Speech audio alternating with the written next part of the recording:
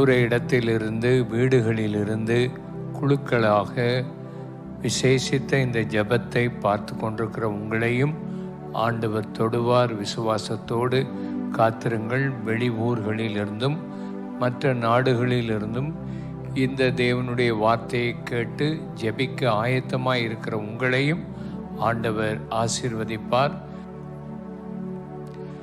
சொன்னதை செய்யும் இயேசு உங்களை சுகமாக்குவார். இயேசு நேற்றும் இன்று என்று மாறாதவர். மனிதர்கள் சொல்லுவார்கள், அதை செய்ய மாட்டார்கள். நிறைய இடத்துல இந்த தேர்தல் நடக்கும்போது நிறைய பேர் இந்த வட்டாரத்தில் நாங்கள் அதை செய்வோம் இதை செய்வோம் என்று சொல்லுவார்கள். அந்த தேர்தல் நடக்கும் காலங்களில் அவர்கள் வருவார்கள், ரொம்ப உற்சாகமாய் சொல்லுவார்கள். ஆனால் தேர்தல் முடிஞ்ச பிறகு, அவங்க வெற்றியெல்லாம் அடைந்த பிறகு சில ஆட்கள் அந்த பக்கமே எட்டி பார்க்க மாட்டார்கள். அடுத்த தேர்தல் வரும்போது அவர்கள் பார்க்க வருவதை நாம் பார்க்கிறோம். சில ஆட்கள் சொன்னதை செய்வார்கள், சிலர் செய்ய மாட்டார்கள். ஆனால் ஆண்டவர் சொன்னதை செய்கிற ஆண்டவர். அவர் சொல்வதை செய்வார்.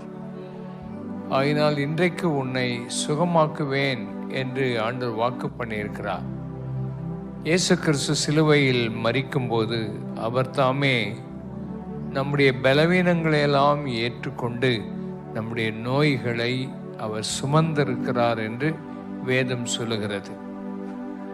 அப்போ சிலுவையில் ஆண்டவர் நம்முடைய நோய்கள், நம்முடைய பலவீனங்களை சுமந்திருக்கிறார். அவர் நம்மிடத்தில் எதிர்பார்ப்பது வேறு ஒன்றும் அல்ல. ஆழமான இருதயத்தின் ஆழத்தில் நம்முடைய ஆவியில் இருக்கிற விசுவாசம்தான் நம்முடைய வாழ்க்கையில் அற்புதங்களை செய்யும். நம்முடைய வாழ்க்கையில் அவருடைய வார்த்தையின் மேலே விசுவாசம் வைக்க வேண்டும். அவர் சொன்னதை செய்வார் என்று விசுவாசிக்க வேண்டும். ஆபிரகாமுக்கு 75 வயதாய் இருக்கும்போது ஆண்டவர் அவனை பார்த்து சொன்னார், நான் உனக்கு ஒரு குமாரனை கொடுப்பேன், உன் சந்ததியை ஆசீர்வதிப்பேன், உன் மூலமாக உலகம் எங்கிலும் உள்ள சந்ததிகள் ஆசீர்வதிக்கப்படுவார்கள் என்று 75 வயதாய் இருக்கும்போது சொன்னார். ஆனால் அவன் அதை விசுவாசித்தான். அவன் சோர்ந்து போகவில்லை. ஆனால் அது நிறைவேறுவதற்கு சில ஆண்டுகள் ஆனது.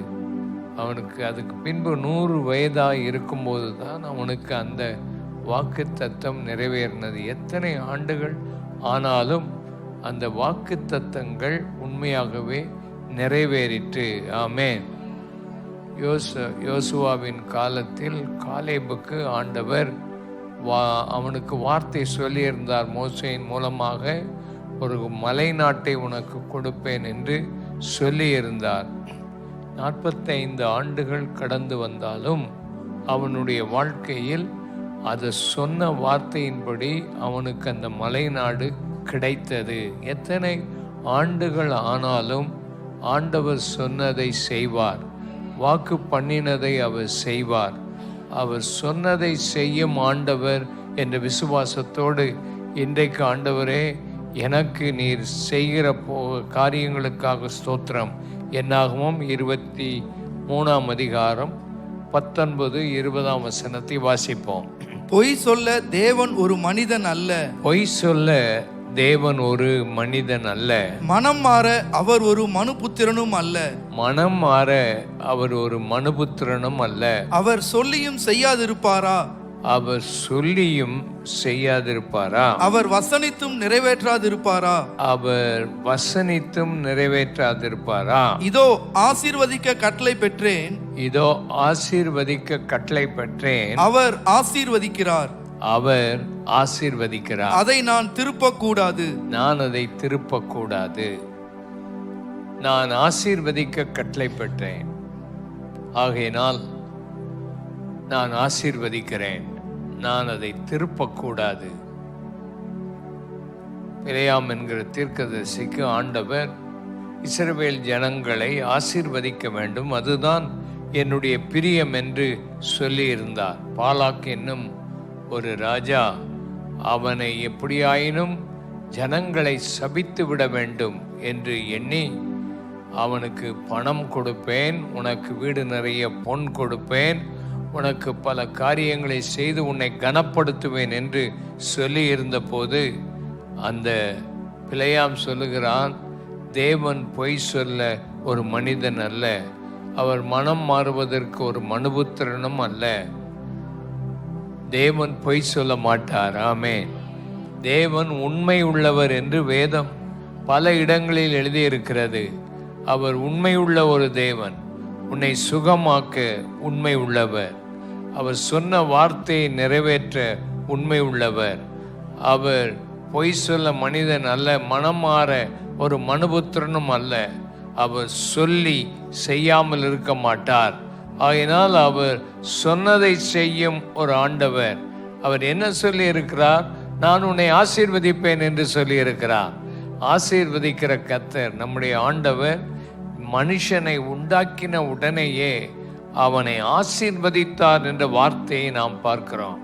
இயேசு இந்த உலகத்தை விட்டு அவர் பரத்துக்கு போகும்போது தன்னுடைய கைகளை உயர்த்தி சீஷர்களை ஆசீர்வதித்தார் என்று பார்க்கிறோம். சிறு பிள்ளைகளை அவரிடத்தில் கொண்டு வந்த போது சீஷர்கள் எல்லாரும் இந்த சிறு பிள்ளைகளை கொண்டு வராதிருங்கள் என்று அதட்டினார்கள். இயேசு அவர்களை தடை பண்ணாதிருங்கள் என்று சொல்லி அவர்கள் மேல் தன்னுடைய கைகளை வைத்து ஆசீர்வதித்தார். அந்த ஆசீர்வதிக்கிற தேவனிடத்தில் இன்றைக்கு நீங்கள் வந்திருக்கிறீர்கள். நீங்கள் இந்த வார்த்தையை கேட்டுக்கொண்டிருக்கிறீர்கள். அவர் ஆசீர்வதிக்கிற ஒரு தெய்வம்.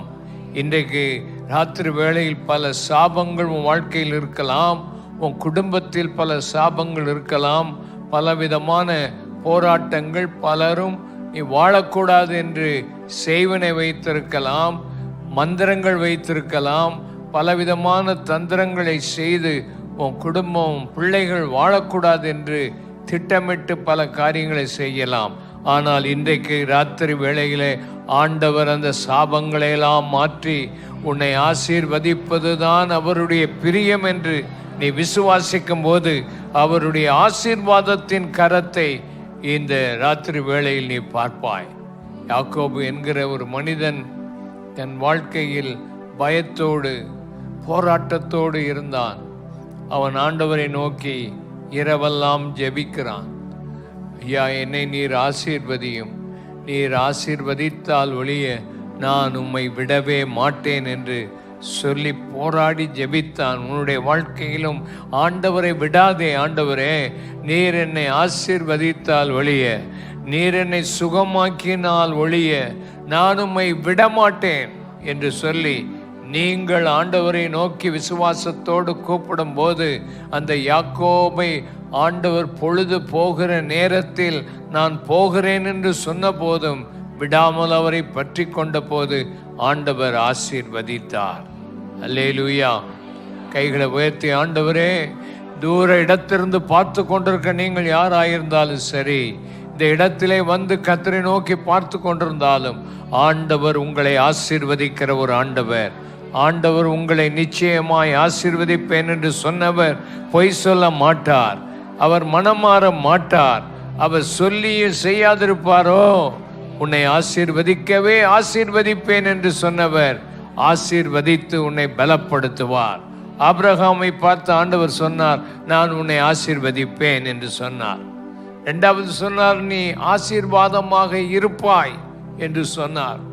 உன் வீட்டில் உன்னை பார்த்தா நீ வந்ததில் இருந்தால் வீட்டில் ஆசீர்வாதம் இல்லைன்னு சொல்லுவான். நீ வந்ததில் இருந்து தான் எனக்கு சமாதானம் இல்லைன்னு சொல்லுவாங்க. பல காரியத்தை சொல்லுவாங்க வீட்டில்.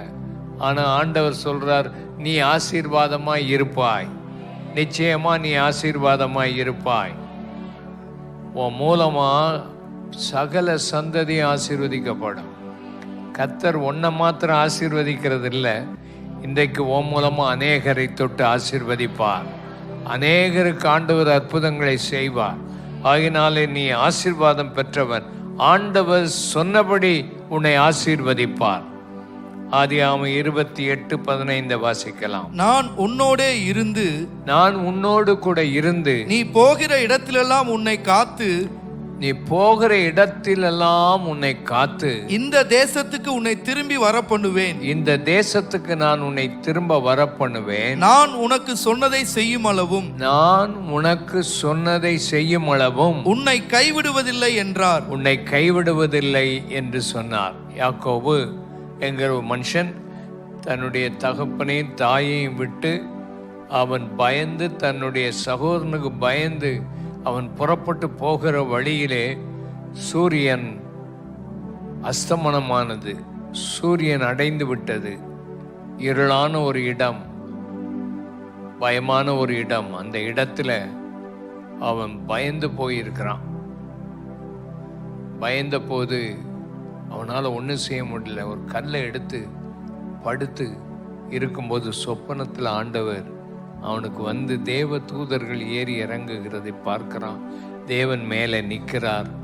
அவனை பார்த்து சொல்றார், பயப்படாத, நான் உன்னோட கூட இருப்பேன், நான் சொல்றத நான் செய்வேன், நீ போகிற இடத்துலலாம் உன்னை காப்பேன். அடுத்த வசனம் வாசிங்க, 16ஆம் வசனம்.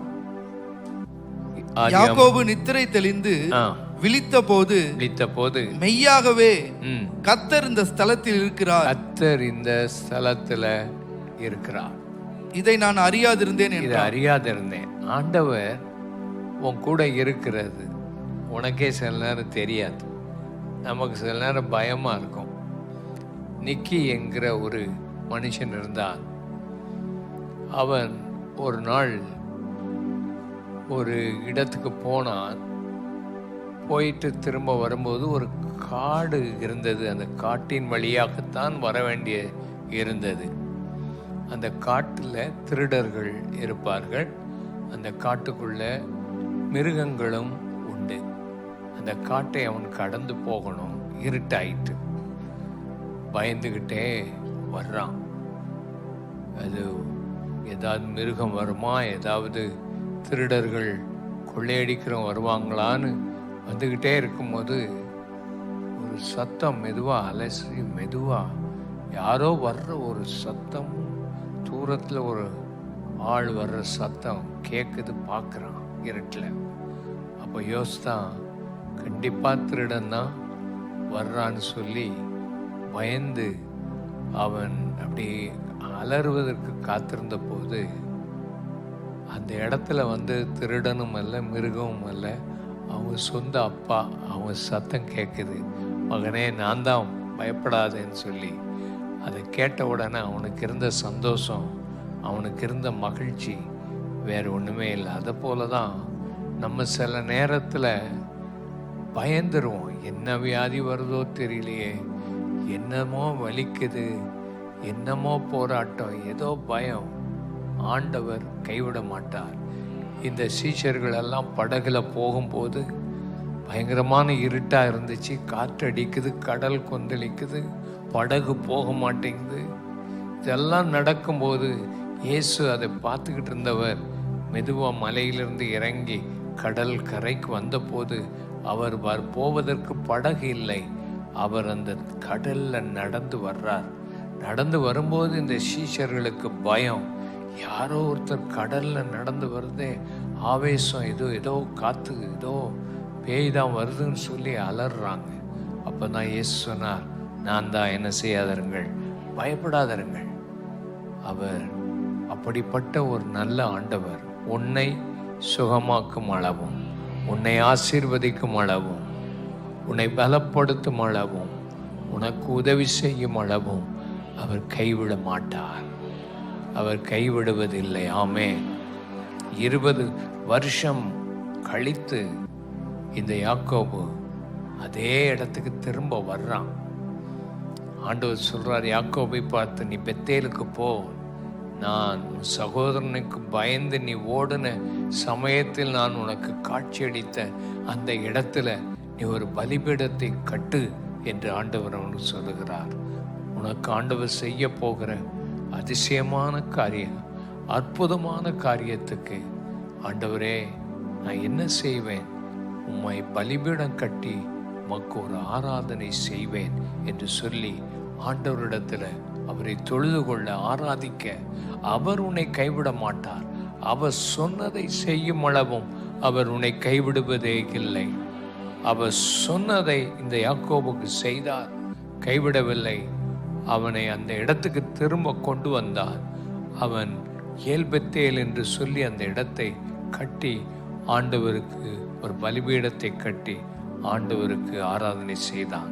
தன்னை பரிசுத்தப்படுத்தினான், தன் குடும்பத்தை பரிசுத்தப்படுத்தினான். களைய வேண்டிய எல்லாவற்றையும் களைந்து போட்டான், மரத்துக்கு அடியிலே புதைத்து போட்டான். ஆண்டவர் அண்டை சேர்ந்தான், ஆண்டவருக்கு சொன்னதை அவன் செய்தான். அருமையானவர்களே, உங்க வாழ்க்கையிலும் ஆண்டவர் சொன்னதை அவர் செய்வார். நீ சொல்லுகிறதை ஆண்டவருக்கு செய்வாயா? ஆண்டவருக்கு உன்னை ஒப்புக்கொடு, உன் இருதயத்தை ஒப்புக்கொடு. இயேசுவே, இன்றைக்கு என் இருதயத்தை உமக்கு தருகிறேன். இயேசுவே, இன்றைக்கு நான் உம்மை ஆராதிப்பேன். நீர் எனக்கு அற்புதம் செய்கிறீர், எனக்கு அடையாளத்தை செய்கிறீர். அற்புதம் செய்கிற தேவனே, நீர் பெரிய காரியங்களை செய்கிற தேவன். ஆமேன். 1 தெசலோனிக்கர் 5 23-24 வசனம். சமாதானத்தின் தேவன் தாமே, சமாதானத்தின் தேவன் தாமே உங்களை முற்றிலும் பரிசுத்தமாக்குவாராக, உங்களை முற்றிலும் பரிசுத்தமாக்குவாராக. உங்கள் ஆவி ஆத்துமா சரீரம் முழுவதும், உங்க ஆவி ஆத்துமா சரீரம் முழுவதும் நம்முடைய கர்த்தராகிய இயேசு கிறிஸ்து வரும்போது குற்றமற்றதா இருக்கும்படி காக்கப்படுவதாக. உங்களை அழைக்கிறவர் உண்மையுள்ளவர், அவர் அப்படியே செய்வார். ஆமென். இயேசு சீக்கிரமா வரப்போகிறார். அவர் வரும்போது நாம் எல்லாரும் பரிசுத்தமா இருக்கணும். எதுலெல்லாம் பரிசுத்தமா இருக்கணும்? ஆவி, ஆத்மா, சரீரத்துல குற்றமற்றவர்களாக வாழணும். இயேசு அதுக்காகத்தான் இந்த உலகத்துல சிலுவையில மரித்து நம்முடைய பாவங்களை எல்லாம் மன்னித்து நம்மை முழுவதுமாக பரிசுத்தமாக்கி இருக்கிறார். நமக்கு சரீரம் இருக்குது. சரீரம் இருக்கிறதுனால தான் நம்ம இந்த இடத்துக்கு என்ன செய்திருக்கிறோம்? வந்திருக்கிறோம். சரீரம் இருக்குது. இந்த சரீரத்தின் அவயவங்கள் எல்லாம் ஆண்டவருக்கு பரிசுத்தமா இருக்கணும். உன் நாக்கு முதலாவது சுத்தமா இருக்கணும். உன் நாக்கு பொல்லாங்கான ஒரு நாக்கு. மற்றவங்களை பற்றி பேசாம இருக்க முடியாது. மற்றவங்களை பற்றி பேசினா தான் உனக்கு தூக்கம் வரும். வேறு எதையாவது சில நேரம் ஆண்டவரை பார்க்காம டிவி பார்த்தா தான் தூக்கம் வரும். ஒரு அம்மா, வயசான அம்மா, அந்த அம்மாவுக்கு தூக்கமே வராது. அந்த அம்மா கடைசியில் என்ன செய்வாங்கன்னா டிவி போட்டு வச்சுருப்பாங்க. இந்த டிவியில் ஒருத்தன் வந்து பேசுவான், பேசிட்டு குட் நைட் அப்படின்னு சொல்லுவான். குட் நைட்டுன்னு சொன்ன உடனே தான் அந்த அம்மா படுக்க போகும். அது வரைக்கும் அந்த அம்மா படுக்க போகாது. அந்த அம்மா தனிமையாக இருந்தவங்க. அதனால் அந்த இரவு வந்தனம் என்று அவன் சொல்லும்போது தான் இந்த அம்மாவுக்கு தூக்கம் வரும். அதை போல் உன் வாழ்க்கையில் இந்த உலகத்தில் எத்தனையோ காரியங்களை நீ பார்க்குற. உன் சரீரத்தில் ஆண்டவருக்கு பரிசுத்தமாக ஒப்புக்கொடு. உன் சரீரத்தின் அவயமும், உன் வாய், உன் கண்ணு சரியானதை பார்க்குதா, அசுத்தமானதை பார்க்குதா பாரு. உன் காலு போகாத இடங்களுக்கெல்லாம் போக சொல்லும். அதனால சும்மா இருக்கிற சில பாட்டிமார் என்ன செய்வாங்கன்னா, பக்கத்து வீட்டு பாட்டிக்கிட்ட போய் உட்காந்து கிழவிகள் கதை உண்டு. கிழவி கதைகள் பைபிள் அப்படி தான் சொல்லி இருக்குது. கிழவி கதைகள் என்று சொல்லப்படுகிறது. அந்த கதைகளையே பேசிக்கிட்டு இருப்பாங்க. வெத்தலை போட்டுக்கிட்டு ஏதாவது போட்டுக்கிட்டு அப்படியே பேசிகிட்டே இருப்பாங்க. இந்த மாதிரி நேரத்தை செலவழிச்சும் உன் வாயை வைத்து அநேகருக்கு சண்டை உண்டாக்கிடுவார். பல காரியங்களை செய்வார். உன் அவயவங்களெல்லாம் பரிசுத்தமாக இருக்கணும். உன் ஆத்மா சுத்தமாக இருக்கணும். ஆத்மானா உன் மனது இருக்குதே, மனது, உன் சித்தம், உன் உணர்வு, இதெல்லாம் ஆத்மா. மனுஷனுக்கு இந்த காரியங்களை ஆண்டவர் கொடுத்திருக்கிறார். உன் ஆத்மா அது நரகத்து போயிடக்கூடாது. உன் மனசு சுத்தமாக இருக்கணும். உன்னுடைய திங்கிங், உன்னுடைய எண்ணமெல்லாம் சுத்தமாக இருக்கணும். ஆண்டவர் அதை பரிசுத்தப்படுத்த கேட்கணும். உன் எண்ணமெல்லாம் சுத்தமாக இருக்குதா? அடுத்த ஆளை பற்றி எப்படி நினைக்கிறா, யோசிக்கிறா, இதெல்லாம் பார்த்து மனதை சுத்தப்படுத்து.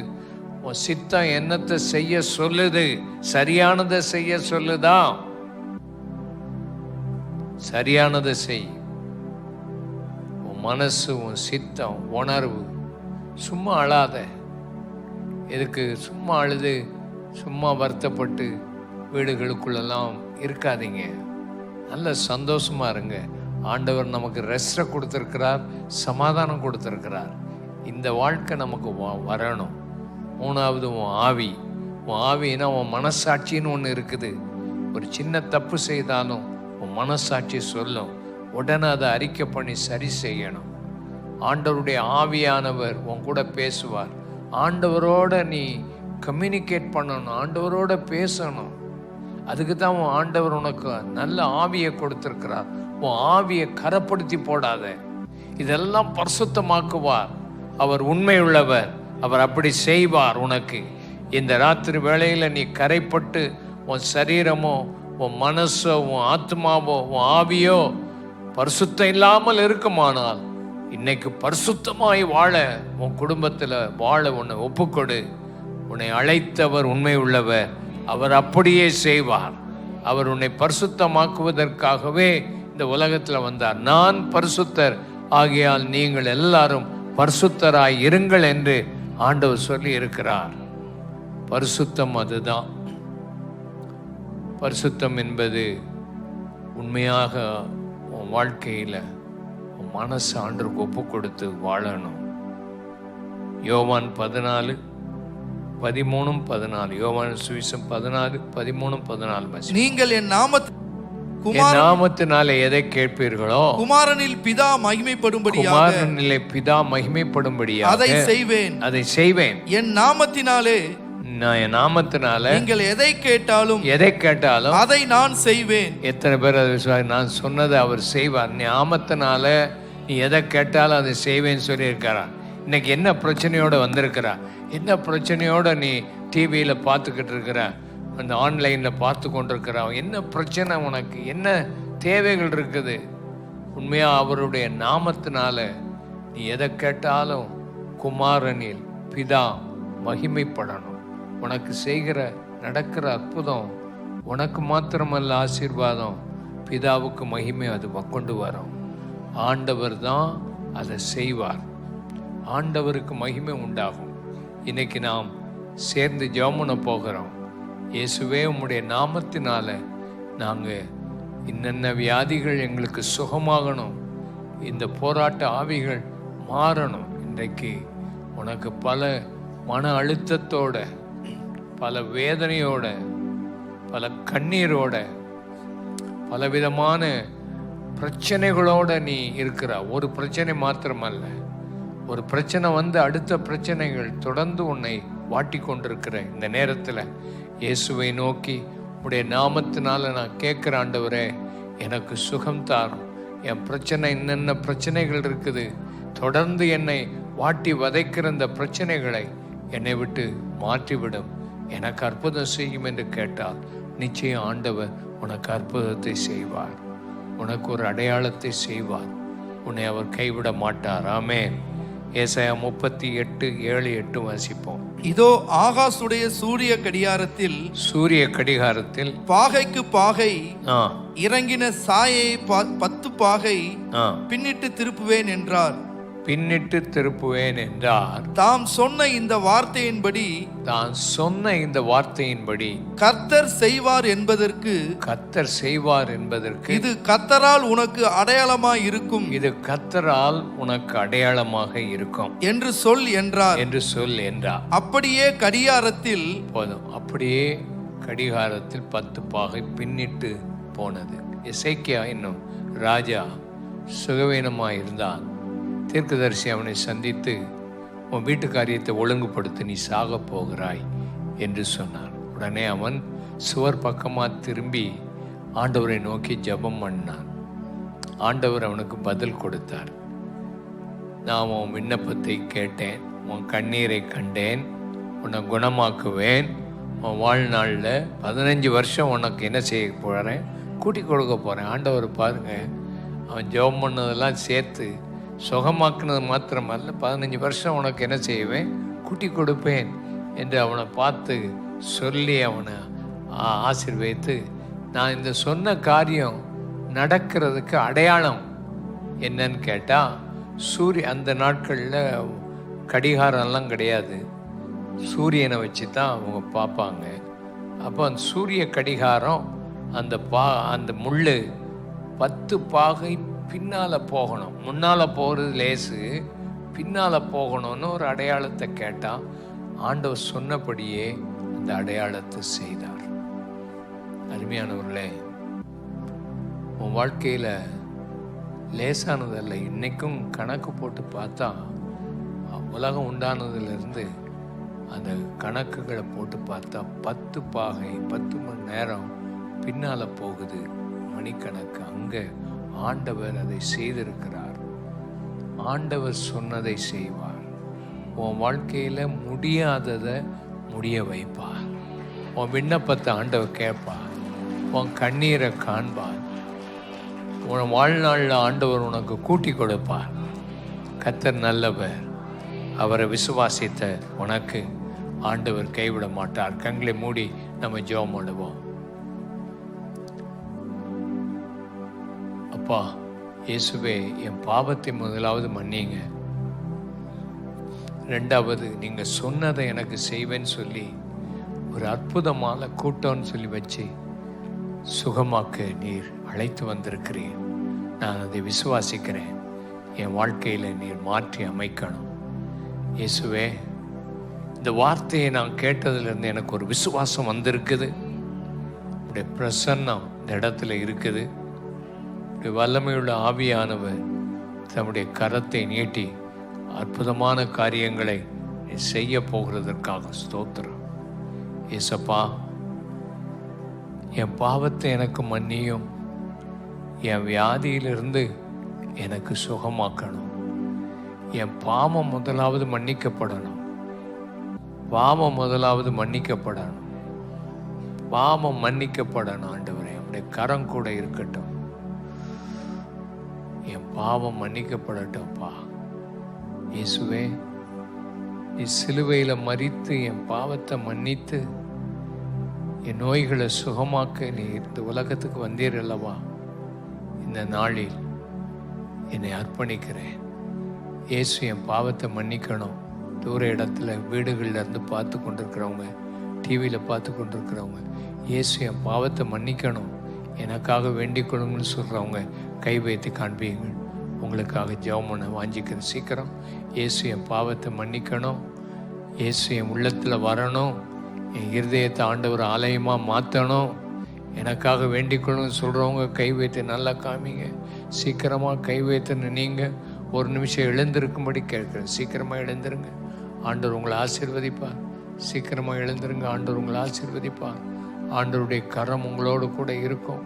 வீடுகளில் இருக்கிறவங்களும் நீங்கள் கை வைத்தினவங்க முன்னால் வந்து ஆண்டவர் சமூகத்தில் நில்லுங்க. ஆண்டவர் உங்களை ஆசீர்வதிப்பார். நான் சொல்கிற ஜெப வார்த்தையை சத்தமாக சொல்லுங்கள்.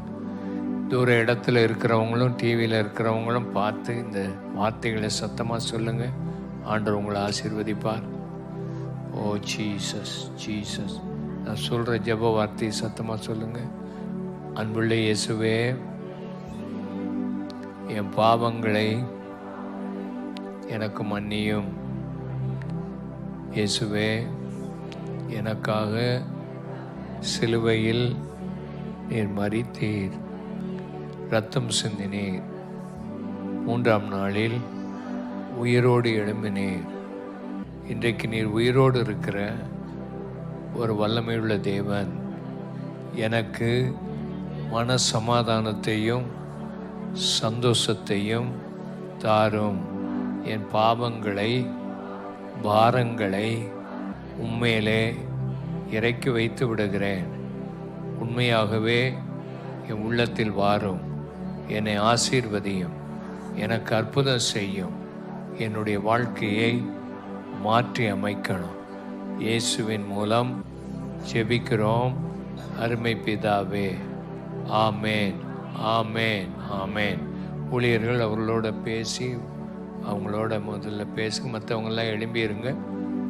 நல்லா துரிதமாக செய்யுங்க. ஒவ்வொரு ஆளையும் பார்த்து பேசி ஒப்பு கொடுத்தவங்க அவங்கள செல்லு போகிறாங்களான்னு கேட்டு அனுப்புங்க. அதில் சீக்கிரமாக முன்னால் பின்னால் இருக்கிறவங்க கவனிங்க. ஆண்டவர் சுகம் கொடுக்கணும்னா விசுவாசம்தான் ரொம்ப முக்கியம். இந்த இயேசு உன் பாவத்தை சுமந்துட்டார். இந்த இயேசு உன் வியாதியை சுமந்திருக்கிறார். இந்த இயேசு இன்னைக்கு உன் மேலே கைகளை வைத்து உனக்கு ஒரு அற்புதத்தை செய்ய போகிறார். அந்த அற்புதத்தை செய்ய போகிறார்.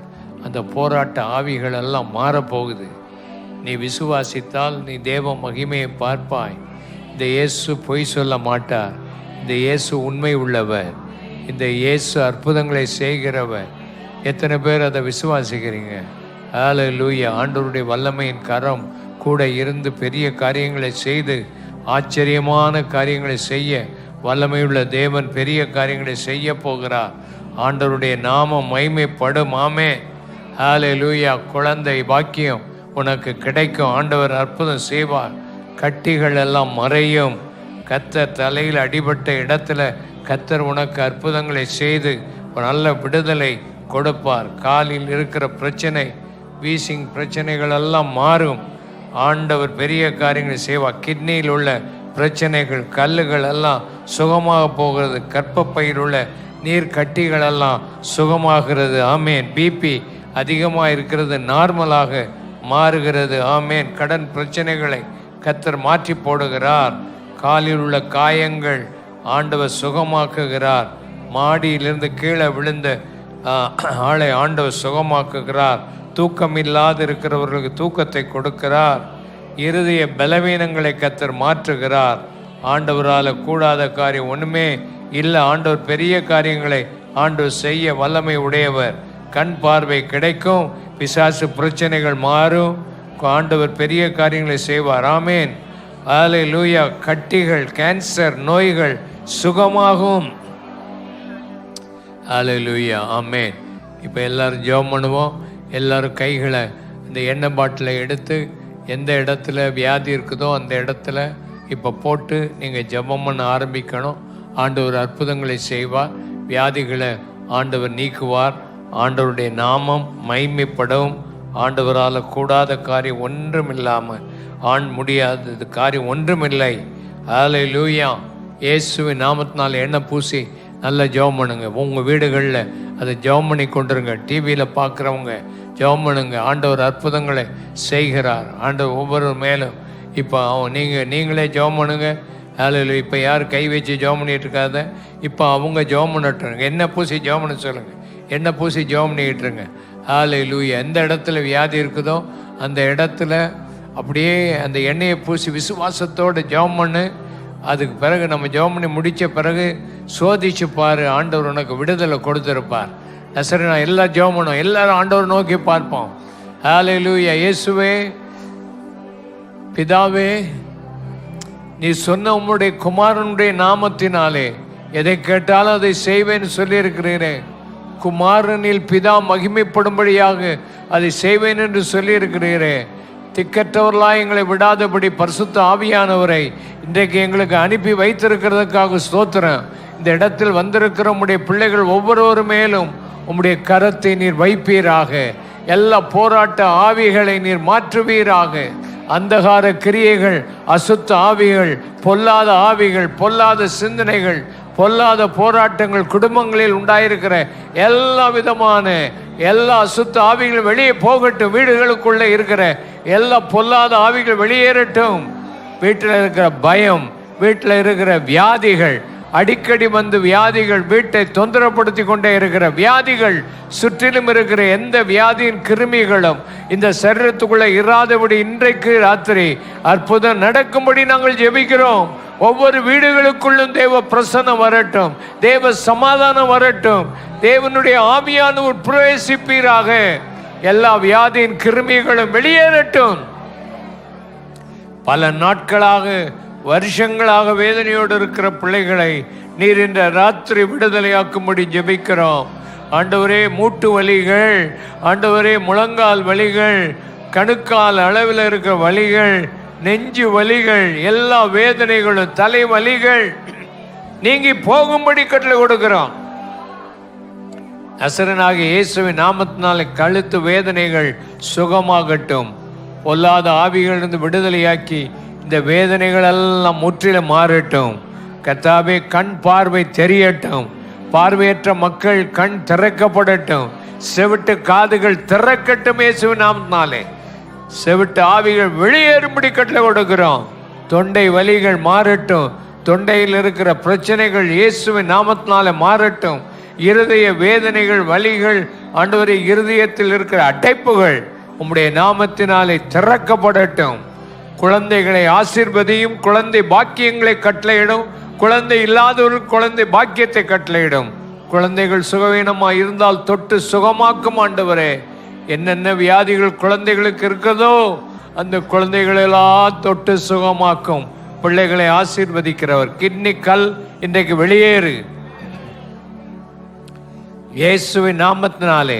கிட்னியில் இருக்கிற பிரச்சனைகள் சுகமாகட்டும், கல்லீரல் இருக்கிற பிரச்சனைகள் சுகமாகட்டும், கர்ப்பப்பையில் இருக்கிற கட்டிகள் மறைந்து போகட்டும் இயேசுவின் நாமத்தினாலே. ஆண்டவரே ஒவ்வொரு பிள்ளைகளையும் தொடும் ஆண்டவரே. ஒருவரையும் கைவிடாத தேவன், எல்லார் மேலும் இரக்கம் உள்ளவர். கம்பேஷன் பண்ணி ஆண்டவரே கஷ்டப்படுகிற மக்களை நீர் விடுதலையாக்க ஆண்டவரே. எந்த பண உதவியும் இன்றி, டாக்டர் உதவியின்றி வேதனையோடு இருக்கிற மக்களுக்கு நீர் இன்றைக்கு விடுதலை கொடுத்து ஆசீர்வதிக்கும்படி நாங்கள் ஜெபிக்கிறோம். ஆண்டவருடைய கரம் கூட இருக்கட்டும் ஆண்டவரே. நுரையீரல் பிரச்சனையை மாற்றி சுவாசிக்க முடியாம கஷ்டப்படுற நம்முடைய பிள்ளைகள் நல்ல சுவாசிக்க உதவி செய்யும்படி ஜெபிக்கிறோம். நடக்க முடியாதவர் எழுந்து நடக்கும்படி நாங்கள் ஜெபிக்கிறோம். உடம்பெல்லாம் வீக்கமாக மாறி வேதனைப்பட்டு கொண்டிருக்கிறவர்களை தொட்டு சுகமாக்கும் ஆண்டவரே. இயேசுவே மூக்கிலையும் தொண்டையிலும் காதிலையும் இருக்கிற பிரச்சனைகளை நீர் மாற்றும்படி நாங்கள் ஜெபிக்கிறோம். நரம்பு பிரச்சனைகளை நீர் மாற்றிவிடும். நரம்பு பிரச்சனைகள் மாறுகிறது. நடக்க முடியாமல் கஷ்டப்படுகிற பிள்ளைகள் ஏராளம் இருக்கிறார்கள். அவர்களை தொட்டருளும் ஆண்டவரே. தோள்பட்டையில் இருக்கிற எல்லா வேதனையும் நீர் மாற்றும்படி ஜெபிக்கிறோம். முதுகு எலும்பில் இருக்கிற எல்லா வேதனைகளையும் எடுத்து சுகமாக்கும்படி நாங்கள் ஜெபிக்கிறோம். ஆண்டவருடைய நாமத்தினாலே ஒவ்வொரு சுகத்தை கொடும். நீர் அற்புதம் செய்திருக்கிறீர். எல்லா வியாதிகளும் எழுதி கொடுத்திருக்கிற அத்தனை வியாதிகளும் மக்களுக்கு சுகமாக இன்றைக்கு இந்த இடம் முழுவதிலும் உடைய மகிமை இறங்கி இருக்கிறதுக்காக ஸ்தோத்திரம். உடைய வல்லமை வந்து இறங்கி இருக்கிறதுக்காக ஸ்தோத்திரம். நடக்க முடியாமல் தூக்கி கொண்டு வந்தவர்கள் எழுந்து நடக்கத்தக்கதாக அற்புதங்களை செய்யும் ஆண்டவரே. பலவிதமான பலவீனத்தின் ஆவி இப்பொழுது வெளியேறும்படி நாங்கள் ஜெபிக்கிறோம். ஆவியானவர் தாமே கூட இருந்து உடைய பிள்ளைகளை பலப்படுத்தும்படி நாங்கள் ஜெபிக்கிறோம். இயேசுவின் நாமத்தினாலே கைகள், கால்கள், கரடுகள் எல்லாம் பலன் கொள்ளட்டும் இயேசுவின் நாமத்தினாலே.